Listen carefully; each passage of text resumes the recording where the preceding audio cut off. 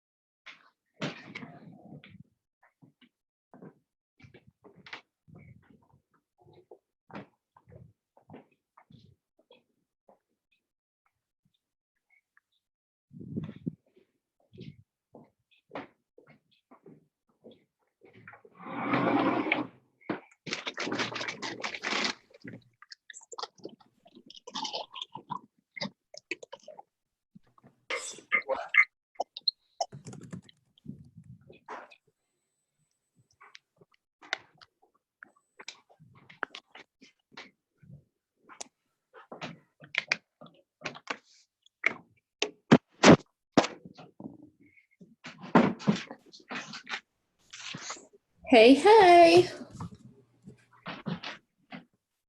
Hey. How's everybody doing? Hey, Jeff. Nice to see you. Hi, Amanda. How are you? Hi. Hi, Michelle. Hi. Good to see you. Oh, there's your names right now, Michelle. It was saying Yeah. okay. I have to sometimes make sure I got my name all right. Everybody doing good this morning?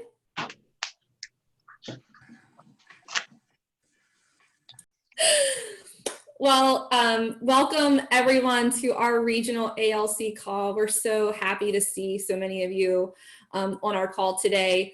And we have a really special guest for you. So we want to give you an opportunity to learn from the best. And we've told you guys this year our commitment was to bring you some of the smartest minds in real estate and in our company to pour into you, our leaders in the field and the people who are literally leading the way through this amazing time. I think, you know, we're going to look back on COVID-19 and we're going to have learned a lot of lessons.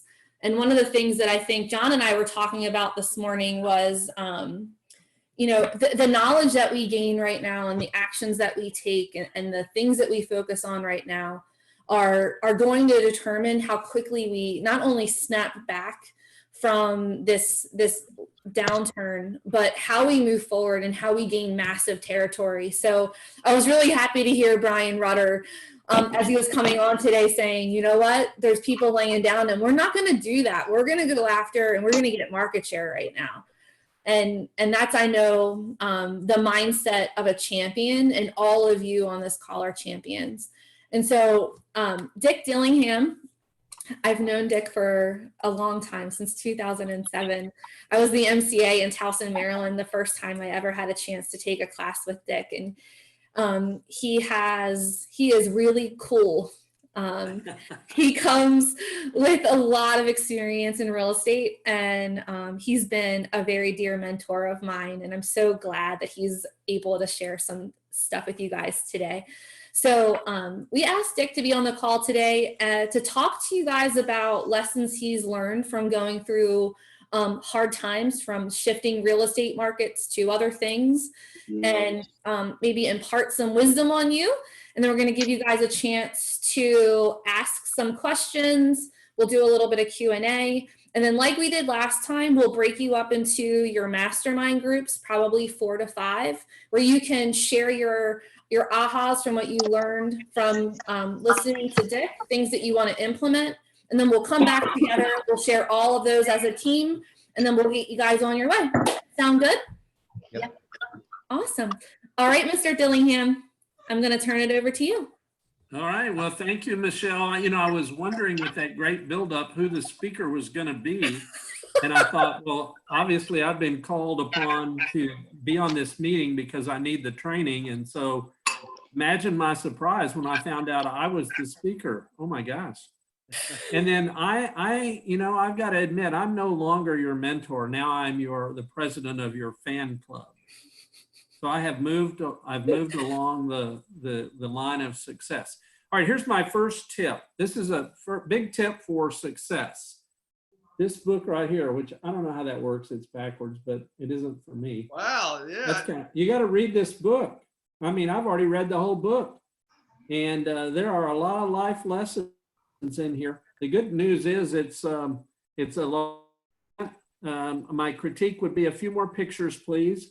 And then it would be a quicker read, but no, it was excellent. And so I recommend that highly. Thanks, Dick. Appreciate that. So this is this is about my 5th or 6th call in the last 2 weeks or 3 weeks.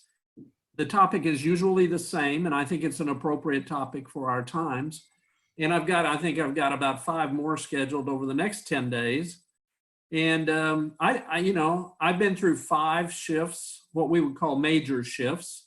I want you to realize, and if you remember in the shift book, we have a shift every year. We shift every year. It's called a seasonal shift, you know, an annual shift. We have 2 good quarters, 2 not so great quarters, but we shift every year. Just from a buyer market to a seller market is a shift. Now, I'm just trying to put perspective on this. Undoubtedly, this is a bigger, more impactful shift than our annual shifts. But don't overlook the commonalities. Things change. There's good times and there's challenging times. And I'd say in my five shifts that I've been through, the big ones, the largest to date, and I don't know that we've seen the final part of this one, so I don't know what's going to happen. I think this is a 2-step, at least a 2-step type of deal. There's the medical part of this shift, and then there's the recovery part of this shift. And I'm just telling you, I don't think getting out of the medical part of this shift is going to automatically fix the financial or economic part of this shift. It's just not, I just don't think it's going to happen, because in life, in business, there's a thing called momentum, and we have stopped the economic momentum in our country, and we're going to have to pick it back up. Now, I have 100% confidence that we will, but I don't know how long this is going to last in total. I will tell you that the worst shift before this one was the last one, which was the financial shift started in about 2006 or 7, depending on what part of the country you were in, but it lasted 4 years, maybe even 5 for some of us. And it was the length of that shift was kind of brutal because it just wore us down.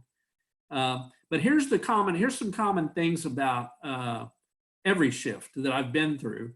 And then I'm going to give you some things to do, or some things to consider, some options, some alternatives. But here are the common parts. First of all, fear of the unknown. There's concern, there's fear, there's uncertainty, and that's normal. So I think the idea that it's normal, and by the way, I think we're all experiencing it to some degree. You know, Zig Ziglar said something a long time ago. He said, it's okay to be nervous. Now, what he was talking about was presentations, but it applies to life in general. It's okay to be nervous. It's okay to have butterflies. You just want to make sure the butterflies are flying in formation. And so what he's talking about is one of my quotes. By the way, I'm a quote ninja. I have a lot of quotes because I sort of feed off of those, and we'll talk about that in a second. But one of my great quotes, I think, to remember is everything in moderation. Is it okay? Is it normal to be fearful right now? Absolutely.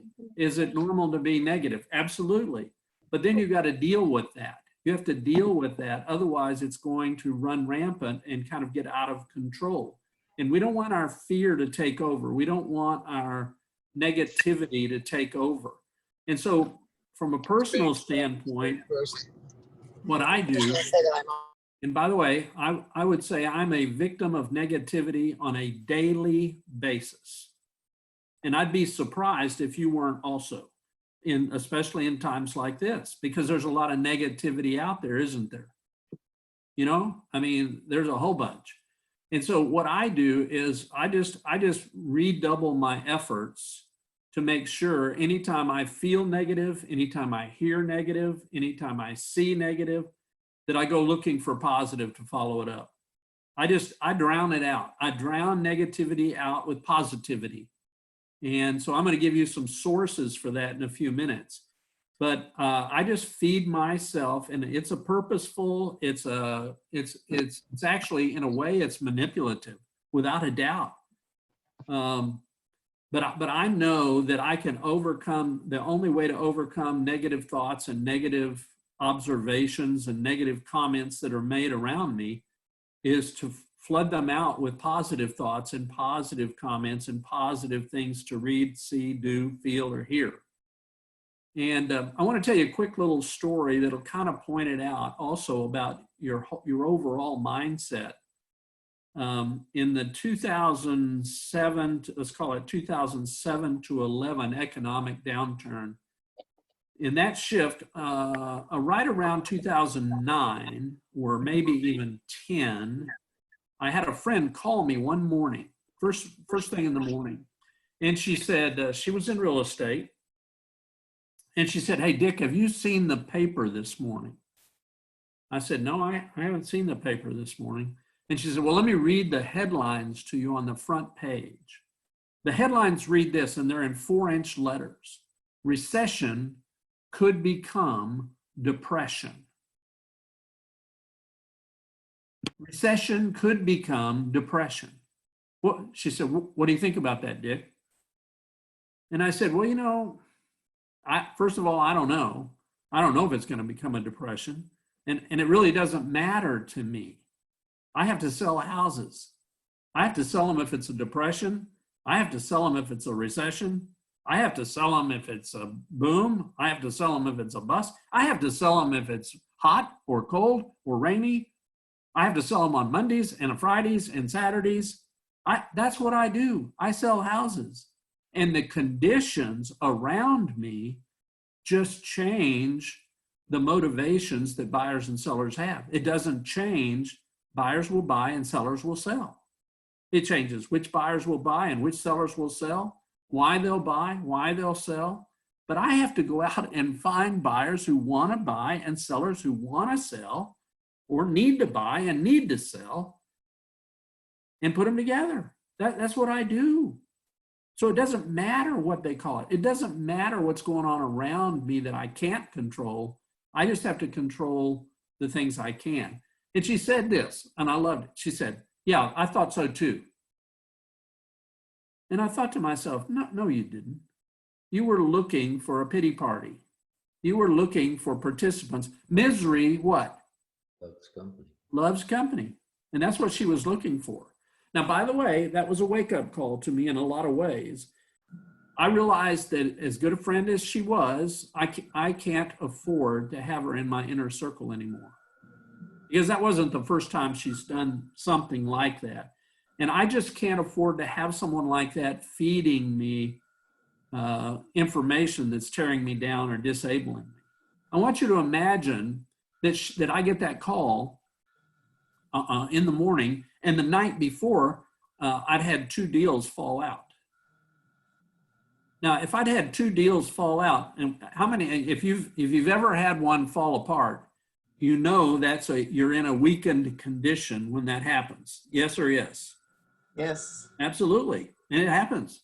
And so, by the way, that's one reason I'm in residential, not commercial. I tried commercial for about 8 months, but the deals are so long in getting ready that when one of those falls out, you can't immediately turn the spigot and go to another one. In residential, you can look for another one the next day. And so that was better suited for my mentality.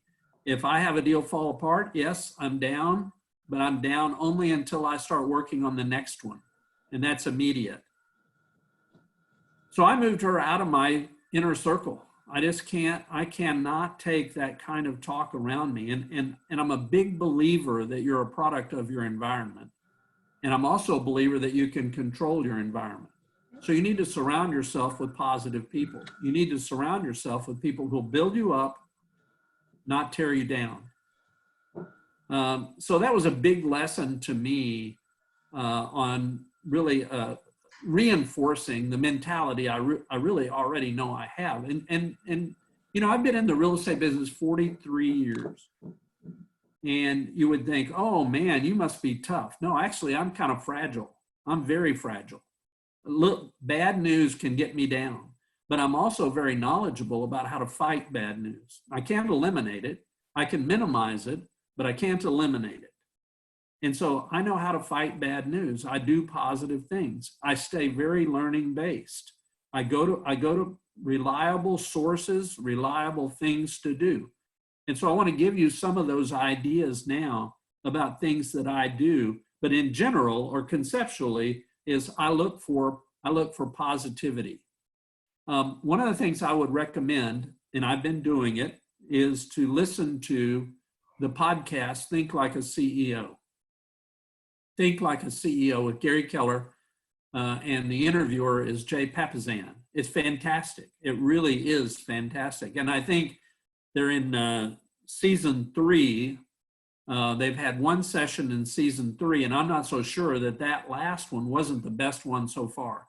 I didn't start off listening to these because, in all frankness, so part of what I'm going to do on this call is tell you I'm just like anybody. I'm not anything special. And so I didn't listen to these podcasts because I didn't know how to do a podcast. And so I went to one of the tech guys in our office here in Plano, and I said, how do I do podcasts? He said, well, let me see your phone. So I gave him my phone, and he thumbed through it, and he said, see this button that says podcast? I said, yeah. He says, hit that. So I hit it. He says, see this blank that says search? I said, yeah. He says, put Gary Keller in there. So I hit search, Gary Keller. Boom. There they are. Think Like a CEO. So now I'm a tech ambassador because I know one thing in technology, and that's about it. But anyway, I would recommend the podcast. I would continue to be learning based. I was on a call the other day, like day before yesterday, I was on a call and I was taking notes. It was a Plano call, a Zoom call. We do a Zoom call for our Plano Market Center every day at 4:30 for 30 minutes, 5 days a week. Now we're going to change that to 3 days a week, but we've been doing it for the last 3 weeks, 5 days a week. And I'd say 80% of the time we have a speaker or two, even in that 30 minutes. Yeah, day before yesterday, one of the speakers was Dusty Oglesby. Now, Dusty is a bold coach. And so I'm always ready to take notes when somebody is talking that I haven't heard. Well, anytime. I'm always learning based. And I think that's another cure or another reaction that you need to have for negativity is be learning based. So I'm going to give you a couple of ahas I got from Dusty. I got a whole page of notes, but I'm going to give you just a couple of points that he made. And I thought they were fantastic. First of all, he said, I'm not going to practice social distancing. I will practice physical distancing, but not social distancing. And that's a great distinction, isn't it? And that's the first time I've heard anyone say that.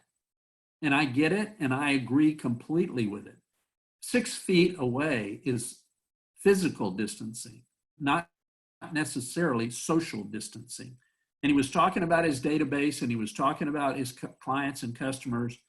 And he said, you don't want to socially distance yourself from clients and customers. You want to physically distance yourself. So I thought that was a great point. Second one, he agreed and said what I agree with. Fear and doubt are normal. Fear and doubt are normal.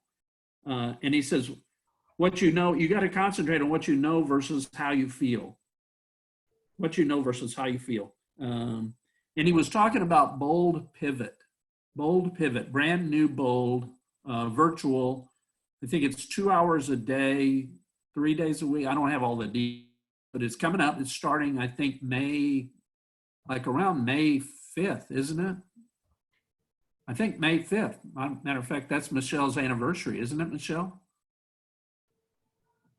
It is my anniversary. Well, happy 13th.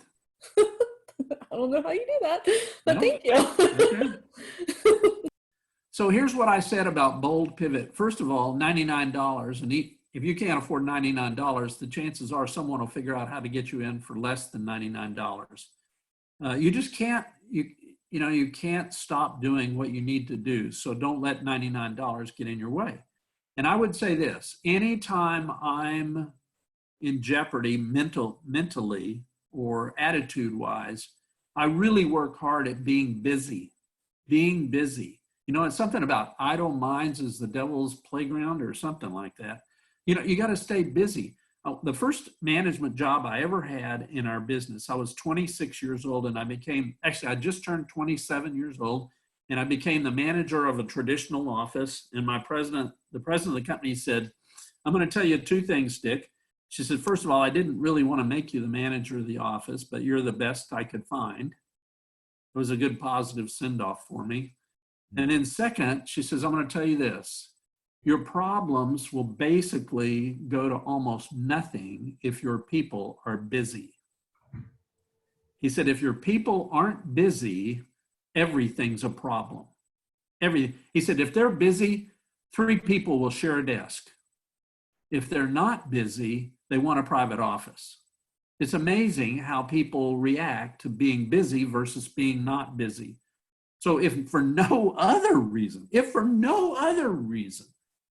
I'd get all our people into bold pivot. But I mean, it has so much benefit in addition to that. But don't underestimate how important it is for all of us to stay busy. Take action. I have a quote, it's probably one of my very favorite quotes. And it reads like this. It says, don't let what you can't do stop you from what you can do. Don't let what you can't do stop you from what you can do. And that was important to me when I was in sales early on, very important to me, because I can't or won't do everything in terms of lead generation. By the way, I learned this later, nor should I. You shouldn't do everything. You should pick out 1, 2, or 3 lead generation techniques and specialize on probably those 1, 2, or 3. And early on, I had the idea that I was supposed to be able to do everything. And then I found out that I just didn't have the personal makeup to make cold calls or to knock doors on a cold call basis. I just couldn't get myself to do that. And then I got this thought, this quote, and I said, well, okay, if I can't do that, what can I do? And what can I do exceptionally well? And what it turned out for me was I'm an exceptional networker. That's meeting people that know people, knowing things about people, caring about people, communicating with people, remembering people. And it's really paid off in spades for me, because that's really where virtually 100% of my business came from as I was in sales, is just knowing things about people and caring about people. So when I heard Jason Abrams say recently, and I've heard it 3 or 4 times now, that when you look at your database, if you don't know what the people do or about their family or about their hobbies or about where they work, if you don't know that about your people, they're probably not your people, or they won't be your people for long because someone else will take them. There was an unbelievable statistic that Jason shared. Jason's with the KWRI and also a mega agent. and a market center owner. But he said something like last year Zillow sold something like, Michelle, do you remember 7 million leads or 13 million leads? 13, it was like, yeah, it was 13 million. 13 million leads. Well, there were only like 4 million transactions. There was actually between 3 and 4 million transactions for the whole year. And Zillow sells 13 million leads. You know where those leads came from? They came from your database and my database and other realtors' database who haven't held on to those people because they don't know enough about them. And so that's something I work very hard on in a very purposeful way. The most important people to me, I need to know a lot more about them than just their name, address, phone number, and email. I need to know about their lives. What's that expression? People don't care how much you know until they know how much you care. And I thought it was interesting. I teach franchise systems orientation also. And some of you may have taken that class. It's in Austin, usually in Austin, about 8, 9, 10 times a year. And there's a section where we introduce a concept called the heart questions, the 3 heart questions. And these are 3 questions that every agent asks their broker. Number 1, do you care about me? Number 2, can I trust you? Number 3, can you help me? And I just want to focus 1 second. I think they're all very important questions and very valuable questions. I want to focus on the first one. Do you care about me? And I challenge the class when I'm teaching. I challenge the class to say, so how do you answer that question if you don't know the person's name on site? So you're walking down the hall. Here you guys are. You guys are the ALCs of your regions, of your market centers in your region, right? Or is it the regional ALC? It's the regional. It's the regional ALC. So which makes you ALC members in your own market center. So you're leaders, you're modelers. The other agents are essentially the followers. And you walk down the hall and you don't know someone's name. What do you do about that? Do you stop? Do you ask them their name? Do you show them that you care? Or do you just walk by and say, hey, how you doing? Hey, how you doing? In Texas, you go, hey, how y'all doing? That's what we do in Texas. And then I run to the director of first impressions. I say, now who was that? Okay. But really what I've started doing, because I'm following the lead of another ALC member in our office, is if I see somebody who's walking in the hall and I don't know their name, I will not bypass them. I'll stop and I'll say, hey, I probably met you 100 times and I'm sorry, but maybe this is the time. My name's Dick Dillingham. Who are you? And I work on names. I work hard on getting to know people's names because I know how important it is. I know it is one of the most solid pieces of evidence that I care about people. So anyway, that was Dusty. 2 days ago, I read an article in Inman, which is kind of unusual in and of itself that they had an article worth reading, but that's a political statement, sorry. But this article happened to be written by Jay Papasan. And I would point you to it if you can find it. It was a couple days ago, and it was about virtual open houses. Now listen to these stats. I'm not going to tell you how to hold it open. You can find that also. But I'm going to talk to you about the benefits of holding a virtual open house. So here's what they did. They did this on Facebook. Now I still have a few questions, so I do not have all the answers. But today in Plano on our Zoom call at 4:30, we've got a guest speaker, Wendy Papasan. And I've already asked her the questions that I didn't have the answer for, and she's going to answer those questions for me. So I'm a work in process here. But listen to this. It was fascinating to me. So they went on Facebook Live and they set up a virtual open house. They went through the house. It took them less than 30 minutes to go through the house on a live virtual basis. During that tour, they had 30 people online. 30 people online for that less than 30-minute tour. Afterward, they had 1,300 people view the house online. 1,300 view the house online. So then Jay, in the article that he shared this information, he said, so we got to thinking about why would we go back when things are better? Why would we go back to putting out balloons and directionals and spending 4 hours and making the seller leave the property for 4 hours and risk our safety and risk the safety of the personal property of the seller to hopefully get 6 to 8 people walk through, only 4 to 6 give us their real name. And I thought, this is perfect. This is a perfect example of what we're going to come out of this time doing. We're going to come out doing things better than we used to do them. Yesterday, we had 2 of our agents. One of them demonstrated or told us about how she showed her listing to a potential buyer who was represented by an agent, showed them, gave them a tour, a virtual tour of the house. She talked to the agent, the buyer's agent, and she said, I'd be glad to do a Zoom call with you and your buyer. Now listen to this. The buyer's agent goes, this is yesterday. The buyer's agent goes, what's a Zoom call? She said, well, I would just put us all on the same connection and it would be visual and I can walk you through, both of you through the house if you want me to do that. And so they did it. And so she told us how she did it and she showed us how she did it and everything. And it was fantastic. It was fantastic. And then the next speaker said, I want to walk you through a virtual listing presentation that I did. And she walked us through the whole listing presentation. She told us about her preparation. She told us about the conversation she had with the sellers.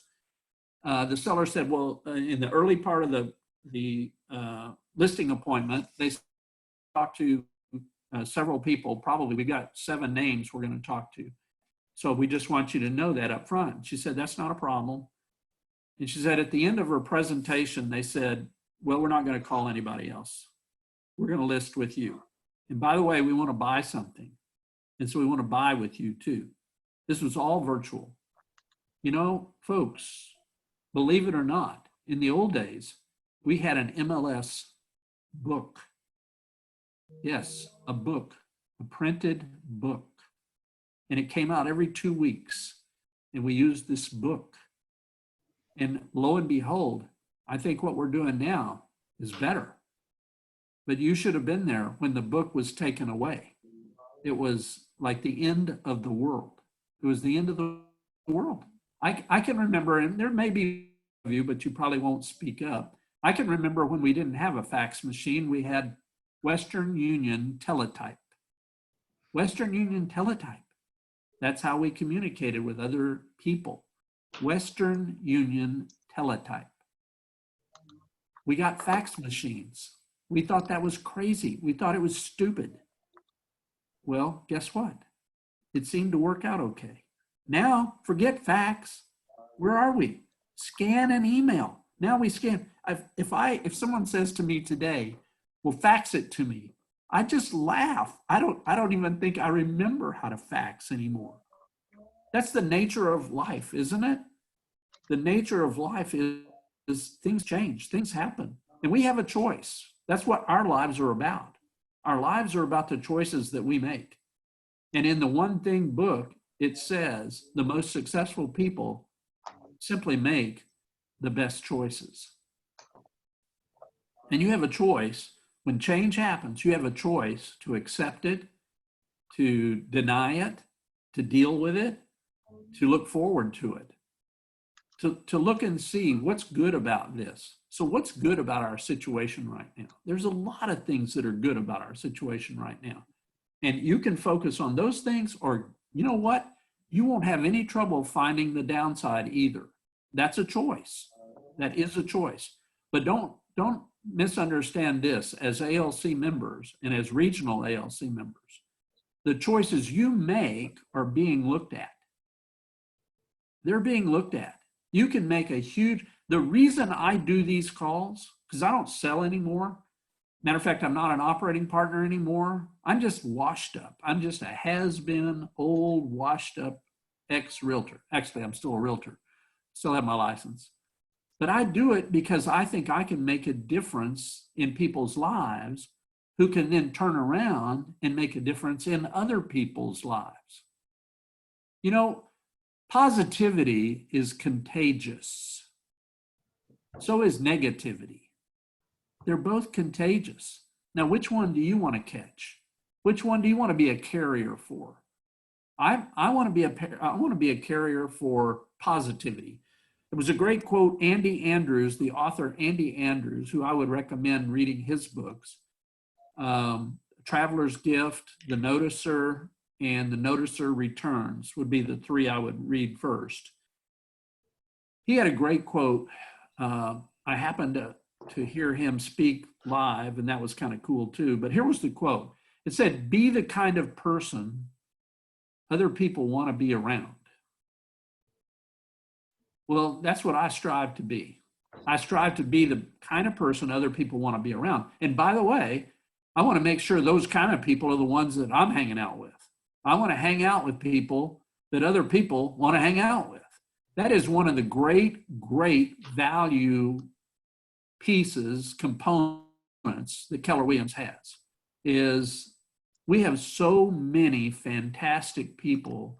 And you guys, speed of the leader, speed of the pack, you guys have such a great regional team that leads you and then it hopes and expects and wants you to lead more at the market center level. It's just, it's just a winning combination. And by the way, the regional team can tell you what a great national team we have. We have a great national team. I'm on the calls on Mondays for all of our leadership, and those are such great calls. There was a great call this past Monday about Facebook ads and about getting a coupon on command for $25 for your first Facebook ad. There's just, you know what? There's no reason you can't thrive. There's no reason. Well, there is a reason, and that is you choose not to. You choose to listen to the naysayers. You choose to say, "Oh, woe is me." Well, if you do, I got some news for you. Don't be calling me up anytime soon. I don't need that kind of talk. It's contagious. So I don't want to be infected by a negativity carrier. All right, so a couple of things, and then I'm going to finish up. A couple of things. I already gave you a couple of suggestions. I'm going to give you a couple more. One was the podcast. Another one was Bold Pivot. Another one was Andy Andrews. I'm going to give you a couple of authors, books you could and should consider reading. Andy Andrews, John Maxwell, Zig Ziglar, of course, Tony Robbins. Those are some that are on my list. I'm not big into Tony Robbins. I'm reading his book now because it was recommended by Gary in one of the podcasts.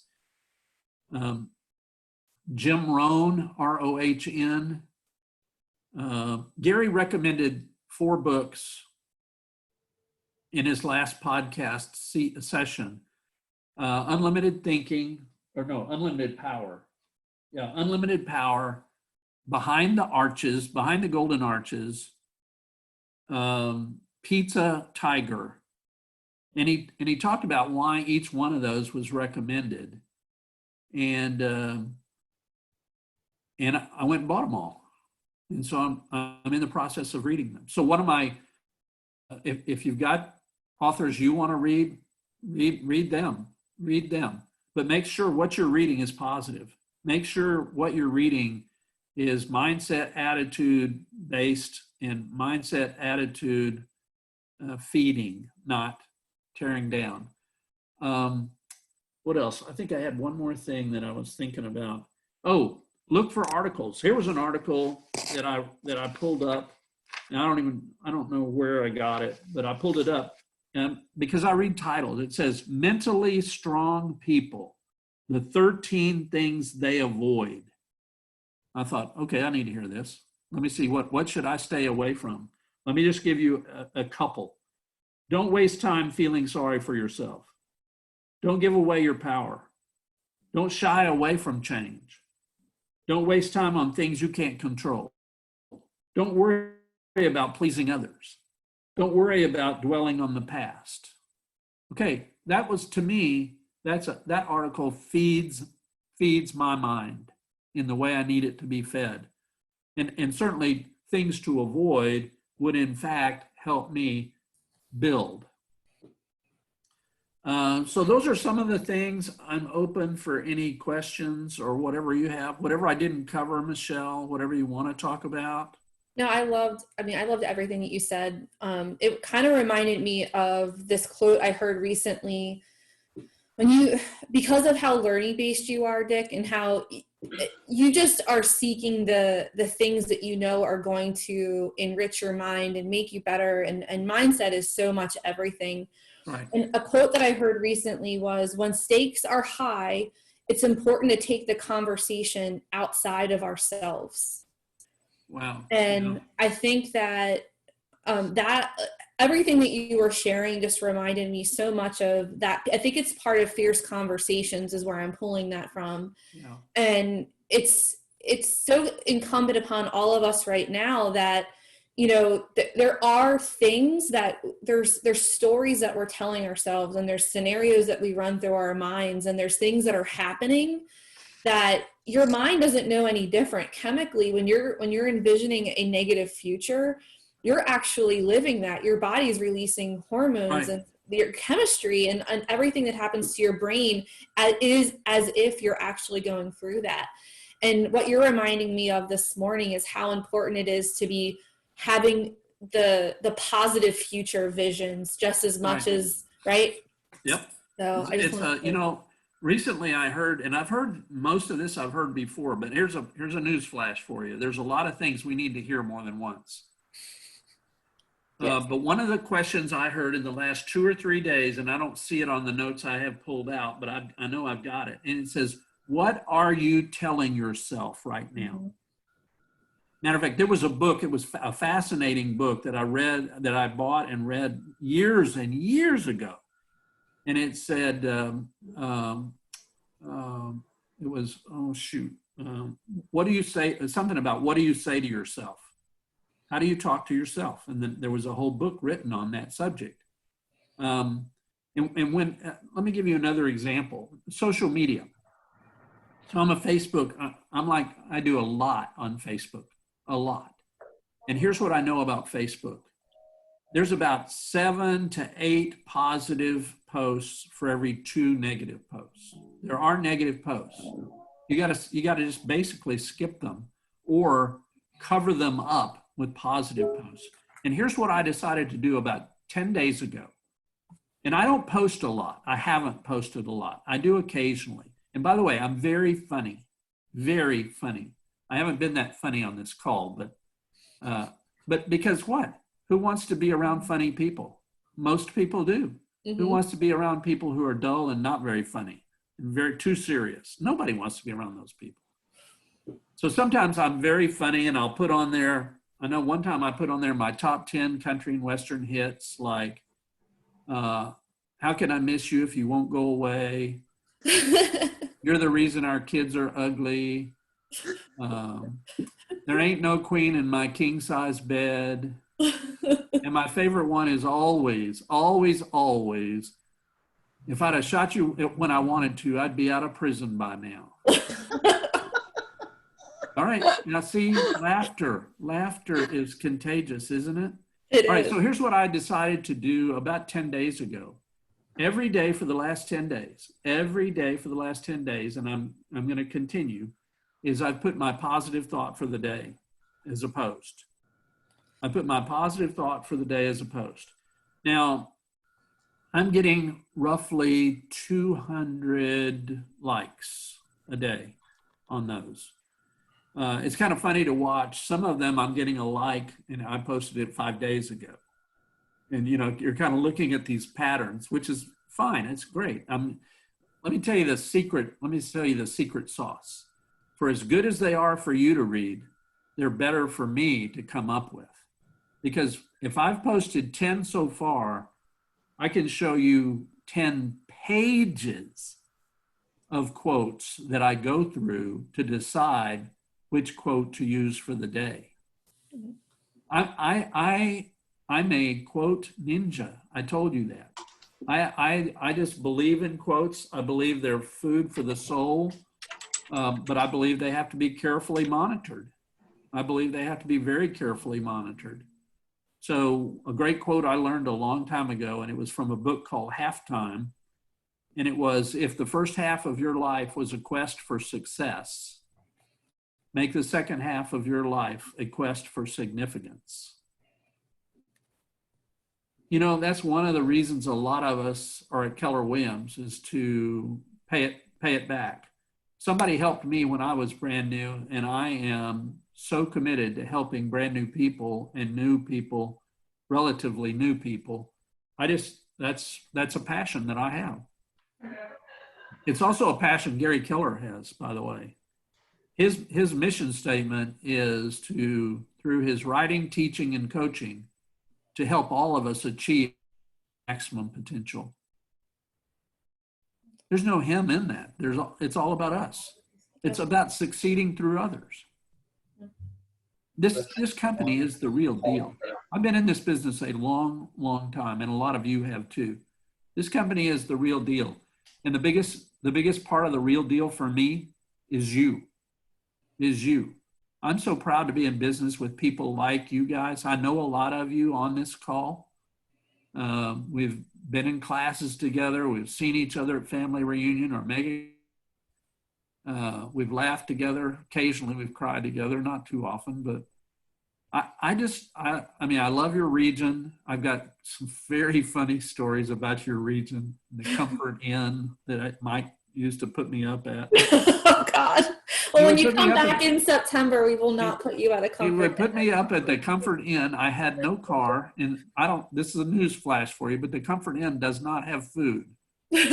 Oh no. And so I had to order out. There was no Uber back then. I mean, it was economy, but we did things in the early days. I mean, I didn't stay in hotels all the time. Sometimes I stayed at Sherry Lewis's house. I stayed at Judy John's house. We didn't have a lot of money. So you just did what you had to do. But I thought, well, gosh, the greater Pennsylvania region, I would think they have a little money, but I guess they saved it because they sent me to the Comfort Inn. Oh, God. Well, when you come back, so just to remind everybody, we are fully expecting that we will be open and ready for you, Dick, in September when you come back for Quantum Leap. That's great. I've already made my plane reservations. They're the only ones I've made that did not get canceled. Well, I had 8 reservations cancel on me. Well, I will be praying every day that we can have you come, because it's going to be an awesome time. Does anybody have any questions for Dick? Because I do want to give you a good 10 minutes to be able to connect with your fellow regional ALC members today. I have a quick question. Sure. I'm Laurel from Morristown, New Jersey. I'm a very upbeat person. I'm very excited about what the market's going to do when we come out of this. Right. People in the office in my market center know I'm a very upbeat person. And I have 3 people that call me every day and say to me, I know you're really up. I know your business is doing good. I'm going down the tubes. I can't get happy. And it's so negative, and I'm on the phone with them for an hour. I feel that if I don't do that, what if something happens to them and I didn't pick up that phone call that day? So, you know, I'm going to give you another quote. And it comes out of Quantum Leap. And it talks about being accountable. It's 6 personal perspectives also. Mm-hmm. There's accountable people and there's victims. And by the way, those 2 words have to do with mindset and have to do with choices. You can choose to be accountable. You can choose to be a victim. And here's the quote that goes along with it. Be careful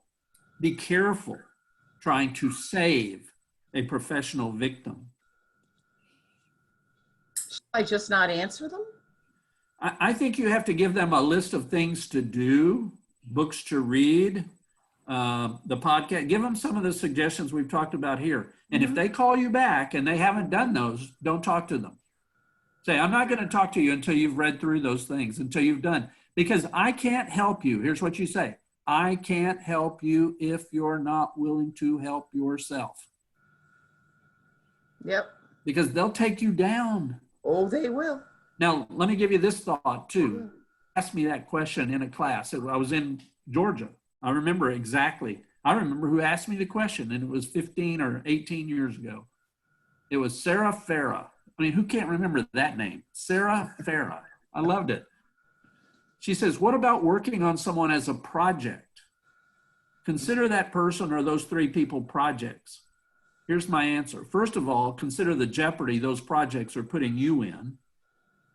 And second, consider all the people who will help themselves who aren't getting your help because you're wrapped up with these three. Yeah.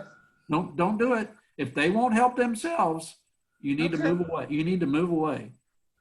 Tell them you just unlisted your number. Thank you. You can't save everybody. I know. You got to save yourself. You got to save yourself first. There's a great book called Give and Take. The author is Adam Grant. He was our featured speaker about 5 years ago, roughly. A little bit, yeah, probably 7. 7 years ago. Give and Take. And he talked about givers who give too much. He says a giver who gives too much gives out. And now they can't give at all. That's the same idea of these three can take you down. Don't let it happen.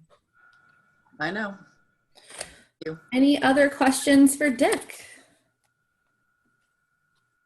Dick, thank you so much for joining us today. We really appreciate my your pleasure. time. Always. You know I can't say no to you. Nuggets. I really appreciate it, Ren. Awesome job, Dick. Thank you. And guys, what we're going to do now is I'm going to break you up into groups. And what I would love for you to do is for you to just take a couple of minutes and share some of the highlights, the things that you heard Dick say, and maybe some action items that you're going to take away.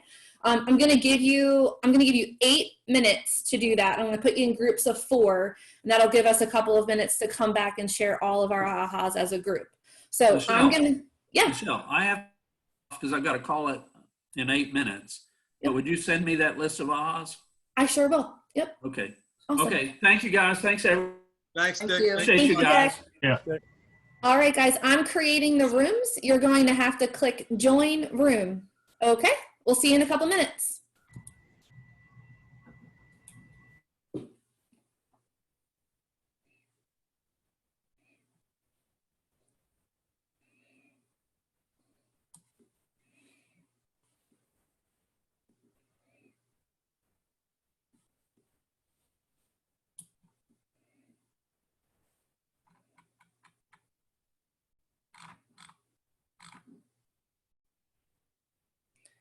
Hey, Floyd, do you need help getting into your room?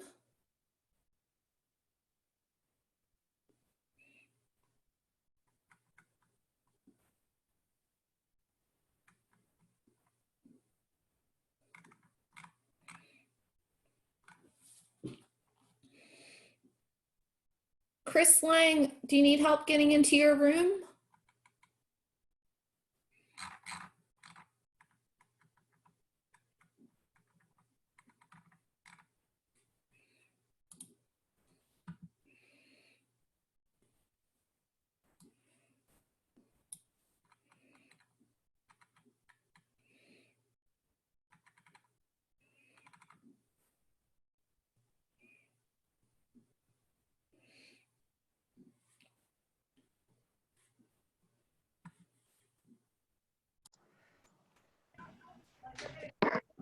Got a couple more. There we go. We got a couple more popping in. Oh, what ahas did you have from your sessions? What did you hear? What did you like?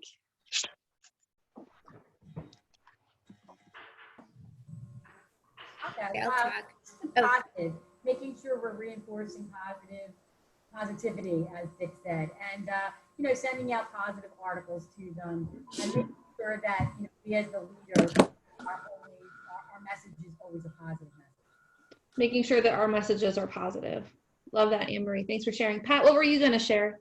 I was going to say the same thing, just staying positive, staying away from news. We have to know what's going on, but limit your exposure to it.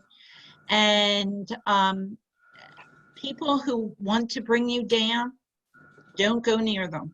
You know, just stay with the positive people and you'll stay positive. I love that, Pat. Tony, Ann, you had something that you wanted to share?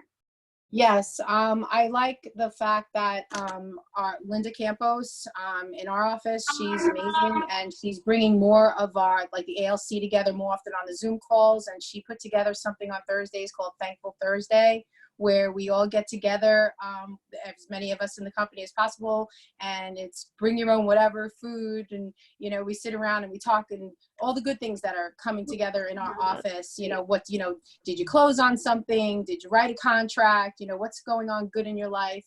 And it brings, and it stops the negativity on what's going on around you in your life. And you talk about the good things, you know, and that's what we need to do. Like we were saying, like Dick was saying, you know, shut out the negativity that what's going on and lift you up a little, you know, for that week, and as a company and as friends and as colleagues. So Yeah. Hey, Michelle, Yeah. I liked something you said actually about your mind not knowing the difference between negative reality or imagined reality.